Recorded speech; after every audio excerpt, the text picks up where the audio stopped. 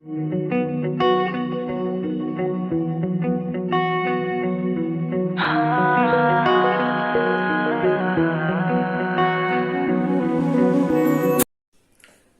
Point बघतोय आपण. General term in the expansion of a plus B raise to n. याचं जे expansion आहे, या एक्सपान्शन मधले आपल्याला जनरल टर्म फाइंड करायची. मग आता याचं एक्सपान्शन आपल्याला माहिती आहे. याचं एक्सपान्शन काय होतं?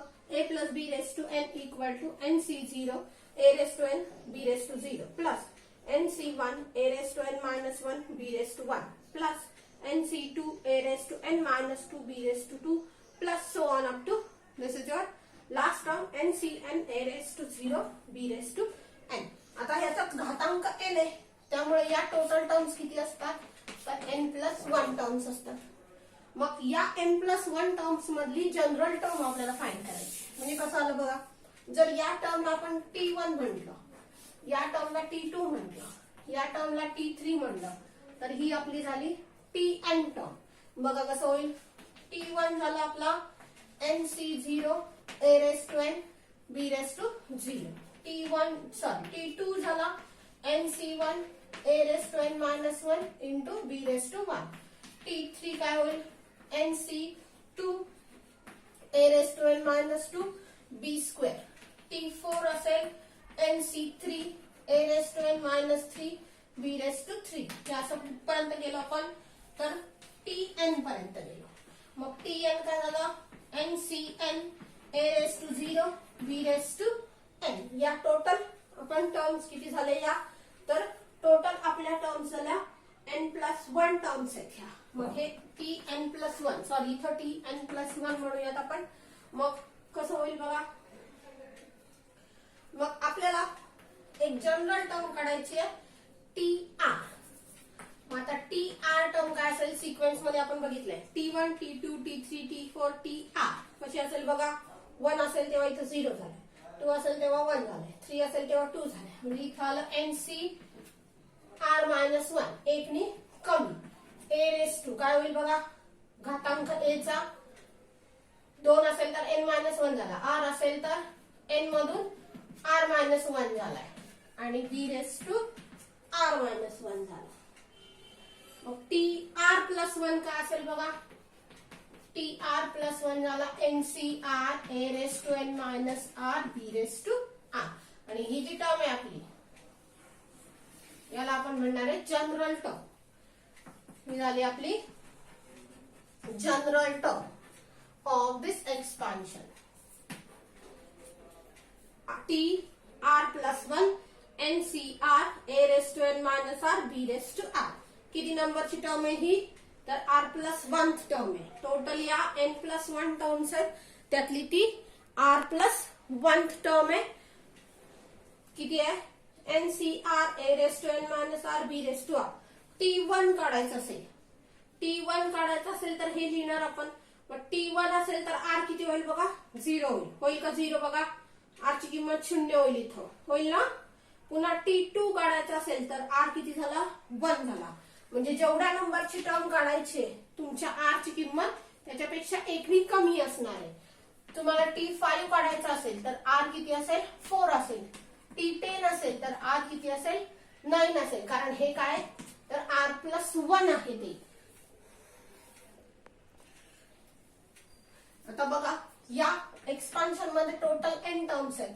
जर हा n इव्हन असेल, म्हणजे n ची किंमत जर 10, 12 किंवा 6 असेल, तर टोटल एक्सपान्शन मध्ये टर्म्स किती येतील? 11, इथं 13 किंवा इथं 7 येतील. मग आता बघा एक बघूयात. जर n तुमचा इव्हन असेल तर एक्सपान्शन मध्ये 11 टर्म्स आल्या. यातली आता आपल्याला मिडल टर्म फाइंड करायची. 11 मधल्या मिडल टर्म. आता किती? 11, 1, 2, 3 ह्या अशा 11 टर्म्स आहेत. त्यातली मिडल टर्म कुठली असेल? तर 6 नंबरची असेल. इकडं 5 सोडल्या आणि इकडं 7 पासून परत 11 पर्यंत सोडल्या. मग आता हे कॅल्क्युलेट कसं करणार? तर मिडल टर्म काय असेल बघा. मिडल टर्मचं सूत्र असेल आपलं n प्लस 2 अपॉन 2 टर्म. बघा असेल का? n किती आहे? 10. 10 प्लस 2 अपॉन 2 म्हणजे किती झाले? 12/2 म्हणजे 6वी टर्म. आणि म्हणजे मिडल टर्मचं सूत्र काय, if n is even then middle term is this one, n plus 1 upon 2th term. If n is odd म्हणजे आता किती असेल, तर तुमचा n सपोज 11 असेल. मग आता बघा बरं, n 11 असेल तर एक्सपान्शन मध्ये टर्म्स किती येतील, 12 येतील. मग जर एक्सपान्शन मध्ये 12 टर्म्स असतील तर बघा 1 2 3 4 5 6 7 8 9 10 11 आणि 12. मग आता मिडल टर्म्स कुठल्या कुठल्या आल्या बघा, हे 5 सोडले, 1 2 3 4 5 सोडले, या 5 सोडल्या, या 5 सोडल्या. मिडल टर्म कुठली आली, तर 6वी आणि 7वी. म्हणजे काय झालं बघा, जर n ऑड असेल तर एक्सपान्शन मध्ये टोटल इव्हन टर्म्स येतील आणि त्यामुळं 2 टर्म्स ह्या आपल्या मिडल टर्म असतील. मग आता त्या किती नंबरच्या असतील, तर 6वी आणि 7वी या एक्झाम्पल मध्ये. आता तेच लिहिताना आपण कसं लिहिणार बघा, तर मिडल टर्म किती झाली,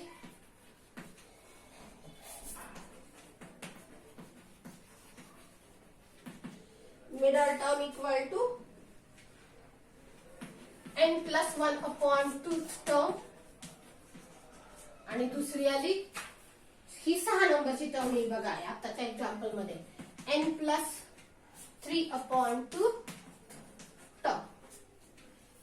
2 मिडल टर्म असतील, एक असेल n plus 1 upon 2th. बघा होईल का, n ऑड आहे म्हणजे इथं 10 11 घेतलं होतं ना आपण, म्हणजे हे 11 आणि हे 11 plus 1 upon 2 म्हणजे 12/2 म्हणजे 6 आलं बघा.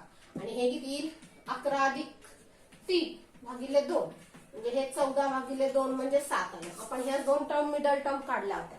मग असं आपल्याला मिडल टर्म फाइंड करायच्या आणि एक्सपान्शन मधली कुठलीही टर्म फाइंड करायची. एक्झाम्पल बघा, in the following expansion find the indicated term. हे एक्सपान्शन दिले आपल्याला 2x² प्लस 3/2x चा 8वा घातांक.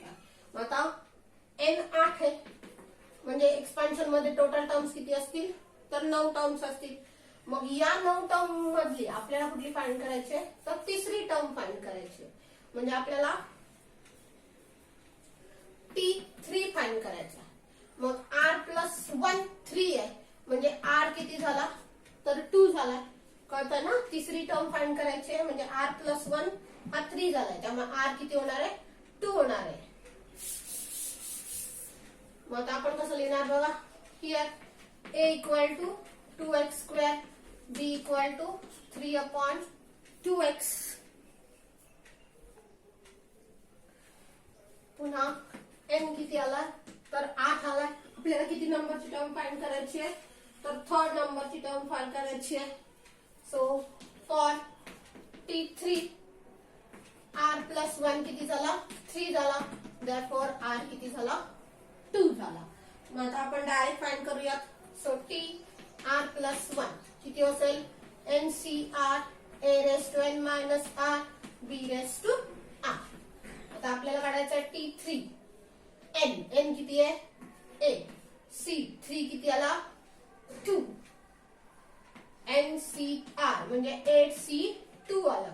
a किती आहे बघा, फर्स्ट टर्म 2x², त्याचा घातांक आला 8 - 2 n - r म्हणजे हे काढायचंय.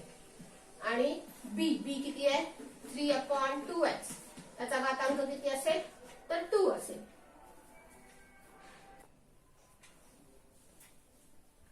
So this is 8c2. 2x² चा हा घातांक किती आला, 6. आणि इथं 3 चा स्क्वेअर आला आणि 2x चा सुद्धा स्क्वेअर आला. मग आता हे फक्त घातांक आपल्याला सिम्प्लिफाय करायचे.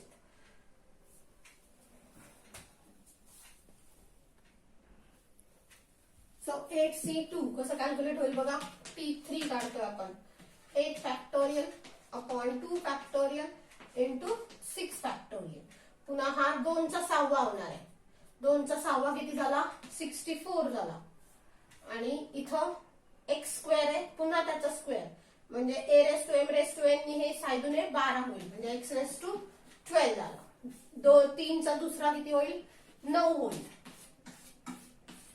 आणि खाली 2चा दुसरा झाला 4 आणि x चा स्क्वेअर किंवा तुम्ही हे 2�6 आणि हे 2�2 हे सिम्प्लिफाय केलं तरी चालेल. So it is 8 into 7 into 6 factorial. खालच्या 6 फॅक्टोरियल ला गेले आणि हे 1 into 2 होणार. इथं किती होईल बघा, या 4 नी इकडे भाग घालवला तर इथं झाले 16 म्हणजे इथं 16 into 9 होणार हे आणि हा किती होईल x⁻10 म्हणजे किती झालं इथं 4 झालं. 7 चौक 28 गुणिले 9 गुणिले 16 आणि इंटू x⁻10 म्हणजे टोटल टर्म किती आली बघा. टोटल आलं उत्तर आपलं एवढं. पुढचं एक्झाम्पल बघा, x² - 4/x³ (11) आणि फिफ्थ टर्म फाइंड करायची आपल्याला. So here a = x². आता b किती असेल तर या चिन्ह सकट घ्यायचं कारण मधलं चिन्ह काय मायनस आहे. सो -4/x³ आला. पुन्हा n किती आपला 11 आहे. मग n 11 असेल तर एक्सपान्शन मध्ये टर्म्स किती येतील 12 येतील. या 12 मधले आपल्याला किती नंबरची टर्म फाइंड करायची 5 फाइंड करायची म्हणजे 5व्या नंबरची काढायची. सो t5 r+1 किती होईल किंवा आपण असं लिहूया फॉर t5 r+1 झाला 5 त्यामुळे r किती झाला 4 झाला. सो t r+1 काय सूत्र आहे आपलं NCR a⁻n - r b⁻r. So t5 n आहे 11 c r किती असेल 4 a बघा x² (11 - 4) b किती आहे -4/x³ (4) r किती आहे 4 आहे n 11 आहे a आपला x² आहे b आपला -4/x³ आहे. इथं आला n - r म्हणजे 11 - 4 आणि इथं आला r म्हणजे 4. सो 11c4 इथं किती होईल x² चा हा 7वा घातांक असेल आणि मायनसचा 4था घातांक प्लस असतात म्हणजे 4 चा 4था आणि x³ चा पुन्हा हा 4था घातांक असेल.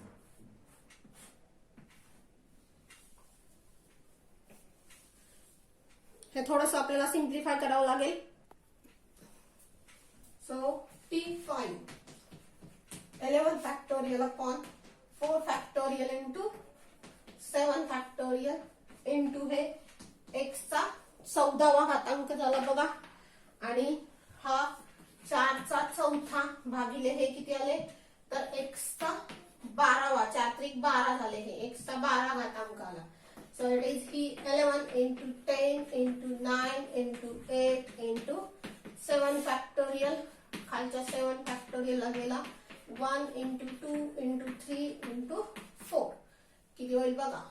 हे इथं 5 झाले हे इथं 2 झाले इथं 3 झाले पुन्हा 4⁴ आणि हे होईल x चा square.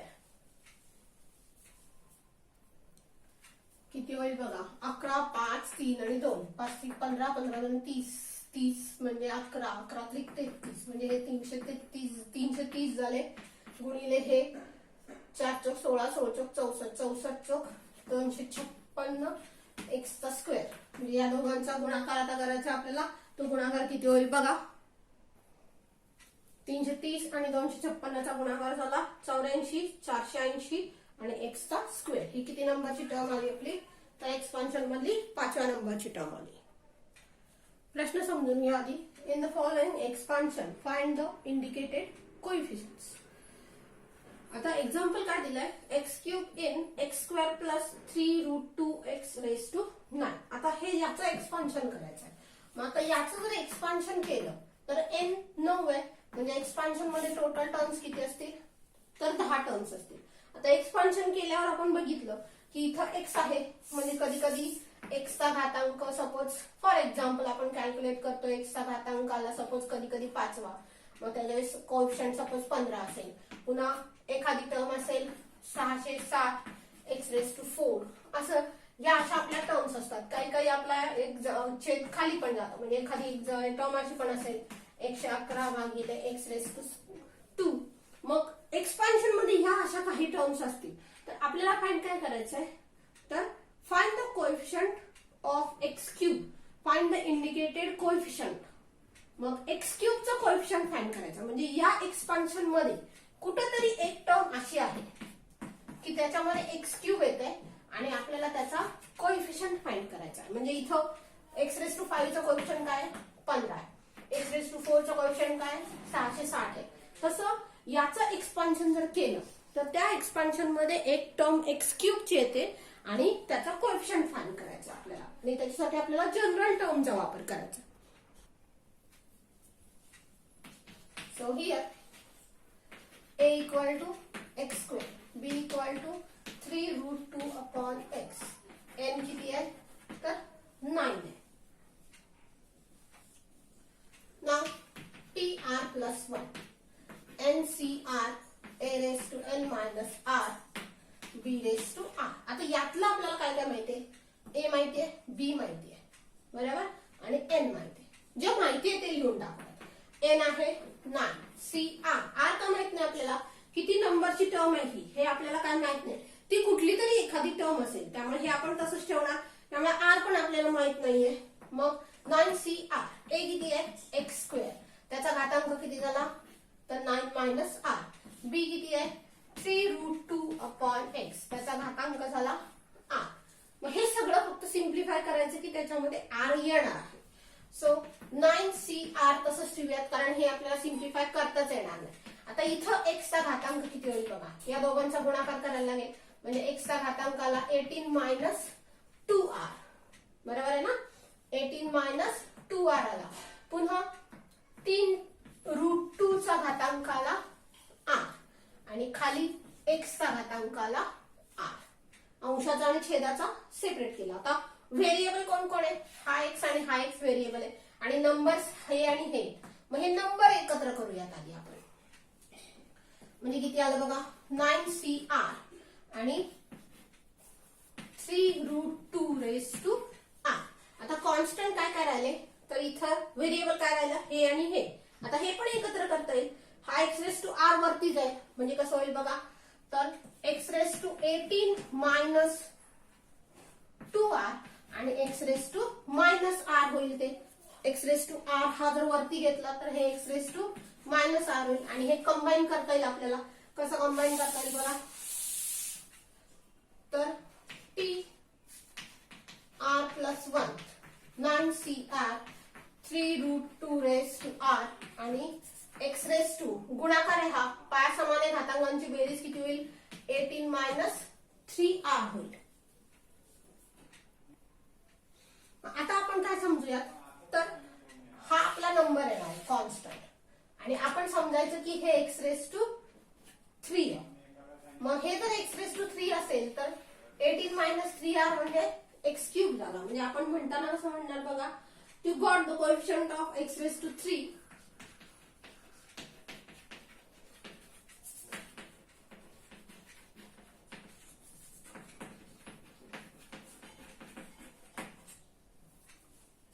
We must have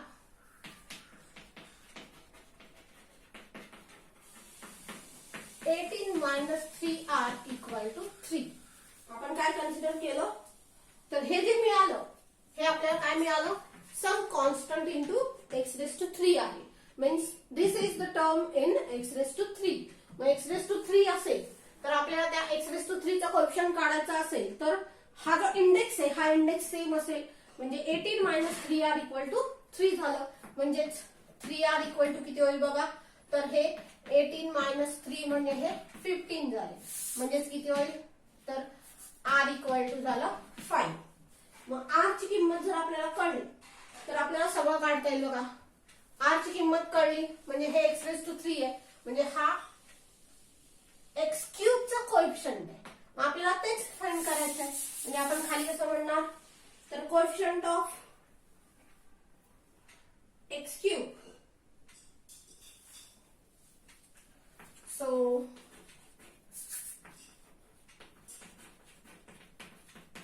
coefficient of x cube किती असेल तर हा आहे आपला 9cr आणि 3√2 आता r आपल्याला कळलेला आहे. r किती आहे 5. म्हणजे इथे आपण म्हणणार 9c5 3√2 ही एवढी किंमत आपण फाइंड करायची. आता r ची किंमत 5 असेल तर ही किती नंबरची टर्म असेल आपली एक्सपान्शन मधली तर 6 नंबरची टर्म असेल, कारण r किती आहे तर 5 आहे. मग हे फक्त कॅल्क्युलेट करायचं आपण. So this is coefficient of x cube 9 factorial upon 5 factorial into 4 factorial into 3⁵ किती झाले बघा. 3 त्रिक 9 9 त्रिक 27 27 त्रिक 81 81 त्रिक 243 आणि हे √2 आणि √2 झाले 2, हे 4 आणि हे झाले 4√2. So this is 9 into 8 into 7 into 6 into 5 into 4 factorial upon 4 factorial गेला आणि हे 1 into 2 into 3 into 4 into 5 त्यातले गेला कोण कोण बघा. कशाला 5 बजाव देत आता तर हे 5 गेले, नंतर इथं 3 दुणे 6 गेले आणि हे 2 गेले into 4 into 4√2. याचा टोटल गुणाकार किती होईल बघा. 9 2 7 आणि हे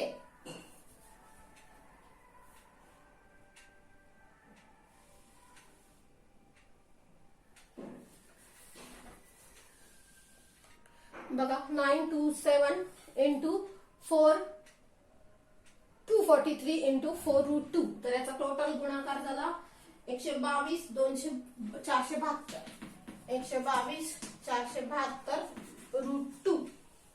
म्हणजे कोएफिशिएंट ऑफ x क्यूब किती आला तर एवढा मोठा आला. पुढचा प्रश्न बघा. Find the constant term in the expansion of. आता कॉन्स्टंट टर्म म्हणजे काय तर टर्म इंडिपेंडंट ऑफ x. आता याचं जर एक्सपान्शन केलं तर आपल्याला टोटल एक्सपान्शन मध्ये 16 टर्म्स मिळणार आहेत. मग त्या टर्म्स कशाही असतात. कधी कधी एखाद्या टर्म मध्ये x चा घातांक 15 असेल, कधी कधी 10 असेल, कधी कधी 3 असेल, तर कधी कधी 0 असेल, कधी कधी 1/x² असेल. आपल्याला काय फाइंड करायचंय कॉन्स्टंट टर्म. कॉन्स्टंट टर्म म्हणजे काय की त्याच्यामध्ये काय असणार आहे x चा घातांक 0 असेल. मग x चा घातांक 0 असेल म्हणजे ही टर्म कशी असेल बघा. Suppose 115 x⁻�0. मग आता हे x⁻�0 1च येतं म्हणजे ही कॉन्स्टंट टर्म झाली बघा. याच्यात x असणार नाही. बाकी सगळ्या टर्म मध्ये x आहे. इथं अंशस्थानी आहे, इथं छेदस्थानी आहे, पण याच्यामध्ये नाहीये. म्हणजे x चा घातांक किती असेल 0 असेल. म्हणजे आता सारखंच गणित सोडवायचं. फक्त आपण तो जो काही घातांक येईल जनरल टर्मचा तो मगाशी 3x³ चा सांगितलं होतं ना आपल्याला, म्हणून आपण =3 केलं. आता किती करणार तर 0 करणार. So here a = x, b = -2/x², n = 15 आहे आपलं. मग जे जे माहिती आहे ते आपण लिहूया. So tr + 1 it is ncr a⁻n r d⁻r. काय काय माहिती आपल्याला n माहिती आहे किती आहे 15cr. a आहे x, त्याचा घातांक झाला 15 - r. p किती आहे -2/x², त्याचा घातांक झाला r. आता हे सिम्प्लिफाय करूयात. सो 15cr, x चा घातांक झाला 15 - r आणि हे झालं -1 चा r घातांक, पुन्हा 2 चा r घातांक आणि खाली x चा किती होईल x² चा पुन्हा r घातांक झाला बघा. आता हे -1 चा r घातांक आपल्याला त्याचं चिन्ह सांगतो, कारण एक्सपान्शन मध्ये तर काही टर्म्स प्लस असणार, काही मायनस असणार आहे. सो tr + 1 = हे पहिल्यांदा लिहूयात -1⁻r. मग हे लिहूयात 15cr, नंतर 2⁻r. हे सगळे आपले कॉन्स्टंट आहेत बघा. 15cr आणि 2⁻r. आता कोण राहिलं तर हा x² race to 15 minus R आणि खाली किती होईल तर एक्स रेस टू 2r. आता हा एक्स रेस टू आर वरती घेऊया. So -1 raise to r 15cr 2 raise to r आणि एक्स रेस टू हे वर घेतलं तर मायनस होणार म्हणजे 15 मायनस 3r. बघा to get the term independent of x. आता ही जी टर्म आहे ही आपण म्हणूयात की इंडिपेंडंट ऑफ एक्स आहे. म्हणजे काय तर हे कॉन्स्टंट आहे म्हणजे काही कॉन्स्टंट येणार आणि एक्स रेस टू 0 असेल. म्हणजे हे x raise to 15 minus 3r किती असेल तर एक्स रेस टू 0 असेल. So we must have x raise to 15 minus 3r equal to x raise to 0. म्हणजेच काय झालं तर 15 मायनस 3r इक्वल टू 0 झालं. म्हणजे 3r इक्वल टू 15 झालं. म्हणजे r इक्वल टू किती आलं तर 5 आलं. मग r ची किंमत जर 5 ठेवली तर बघा इथं 0 येईल ना. म्हणजे हे एक्स रेस टू 0 झालं. त्याचा कोएफिशियंट हा फाइंड करायचा आता आपल्याला. बघा the term independent of x किती आलं -1 raise to r 15 minus r 2 raise to r. आता r किती आहे त्याच्यात 5 आहे. मग तो 5 ठेवूयात आपण. So this is -1 raise to 5 15c5 2 raise to 5. -1 चा घातांक 5 झाला मायनस हे 15 factorial upon 5 factorial into 10 factorial आणि 2 चा 5वा किती आला तर 32 आला. सो -32 आणि हे कॅल्क्युलेट करूयात 15 into 14 into 13 into 12 into 11 into 10 factorial. खालच्या 10 फॅक्टोरियलला गेले 1 into 2 into 3 into 4 into 5. So हे 5 त्रिक 15 गेले हे 4 त्रिक 12 गेले आणि हे 7 गेले. टोटल कॅल्क्युलेशन किती झालं बघा आणि हा 10 फॅक्टोरियल गेला. बघा त्यामुळे काय आलं टर्म तर -96,096 हा टोटल गुणाकार आला. त्यामध्ये x चा घातांक किती आला तर 0 आहे. म्हणजे ही इंडिपेंडंट टर्म आहे. पुढचा एक्झाम्पल बघा find the middle terms in the expansion of x upon y plus y upon x raise to 12. आता याचं एक्सपान्शन जर केलं तर टोटल 13 टर्म्स येतील. त्या 13 मधली आपल्याला मिडल टर्म कुठली फाइंड करायची तर n plus 2 upon 2 raise to 2 term आपल्याला फाइंड करायची. So here a equal to x upon y, b equal to y upon x आणि n किती आहे तर 12 आहे. मग मिडल टर्म किती असेल बघा. नाउ n इज इवन 12 म्हणजे इवन झाला. सो n प्लस 2 अपॉन 2 म्हणजे 12 भागिले 2 भागिले 2 सॉरी 12 प्लस 2 भागिले 2 म्हणजे हे 14 भागिले 2 म्हणजे 7. म्हणजे 7व्या नंबरची टर्म ही काय झाली तर मिडल टर्म झाली. Therefore, 7th term is middle term. मग आता आपल्याला काय फाइंड करायचं आहे तर T7 फाइंड करायचं. So for T7 r plus 1 equal to 7. So r equal to 6.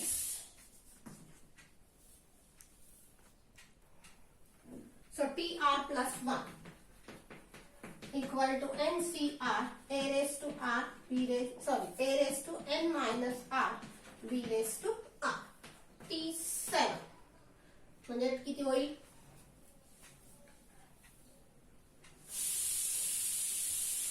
n किती आहे बघा 12 c r किती आहे 6 आहे.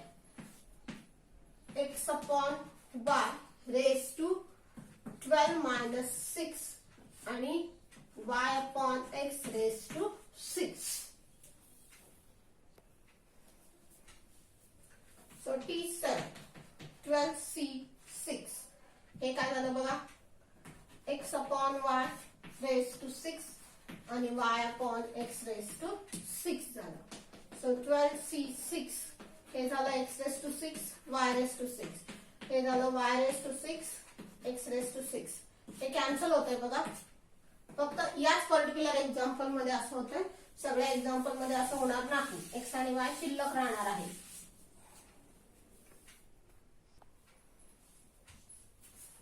शिल्लक राहिला 12c6 म्हणजे 12 factorial upon 6 factorial into 6 factorial.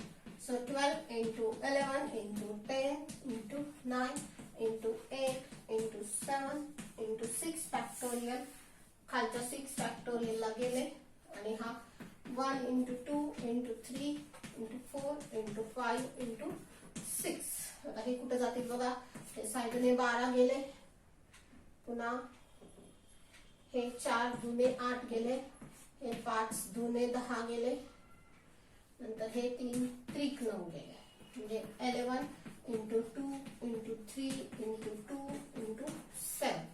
Total multiplication किती आली बघा 924. म्हणजे मिडल टर्म काय आली तर 924 आली. ही चुकून coefficient of x raise to 0 आहे हा, म्हणजे ही टर्म काय आली तर फक्त चुकून कॉन्स्टंट टर्म आली, इंडिपेंडंट ऑफ x आली. असं प्रत्येक वेळेस होतच असं नाही. पुढचं एक्झाम्पल बघा x square plus 1 upon x raise to 7. आता याच्यामध्ये टोटल एक्सपान्शन मध्ये 8 टर्म्स असणार आहेत. So here a equal to x square, b equal to 1 upon x and n equal to 7. का n is odd, n odd असल्यामुळे आपल्याला calculate काय करावं लागेल n प्लस 1 अपॉन 2. किती होईल बघा 7 प्लस 1 अपॉन 2 म्हणजे झालं 8 अपॉन 2 म्हणजे 4 आणि n प्लस 3 अपॉन 2 म्हणजे 7 प्लस 3 अपॉन 2 म्हणजे 10 अपॉन 2 म्हणजे झालं 5. म्हणजे चौथी आणि पाचवी टर्म काय असेल आपली तर मिडल टर्म असेल. Therefore fourth and fifth terms are middle terms. मग आता आपल्याला काय करायचंय तर T4 काढायचंय आणि T5 काढायचंय. तर पहिल्यांदा आपण T4 काढूया. For fourth term r plus 1 equal to 4, त्यामुळे r किती झाला तर 3 झाला. So tr plus 1 ncr a raise to n minus r b raise to r. आता याच्यामध्ये आपल्याला सगळं माहित झालंय. इथं T4 आहे, n किती आहे 7c, r किती आला 3 आला, a किती आहे बघा x स्क्वेअर आहे रेस टू 7 मायनस 3 आणि b आहे 1 अपॉन x रेस टू 3. हे आपल्याला कॅल्क्युलेट करायचं. So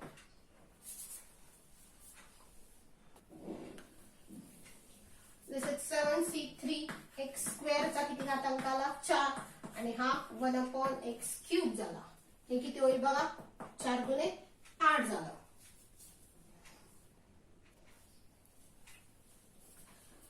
so 7c3 x raise to 8 into 1 upon x cube म्हणजे हे x रेस टू 5 झाले.